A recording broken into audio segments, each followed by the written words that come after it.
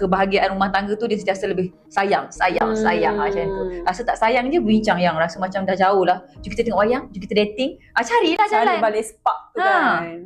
Saya memang panas. Kau yang panas ke? Aku yang panas. Isu dengan rumah tangga. Okay, Puan rasa ni, ni untuk tips perkahwinan lah kan? Untuk saya jugalah.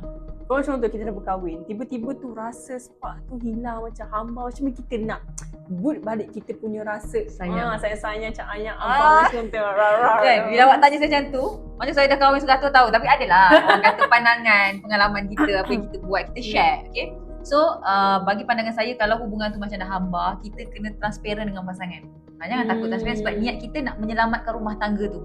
Kalau kita diam, kita simpan sendiri susah. So kita kena cakap, saya rasa macam kita dah makin jauh lah, mungkin sebab you busy, I busy. So you carilah masa sama bercinta, busy macam mana pun 2-3 pagi boleh pula jumpa. Betul tak? Ada orang jenis macam tu, busy macam mana pun ada pula masa tengok wayang. Kenapa bila dah kahwin, busy dia sampai tahap masa berdua pun tak ada.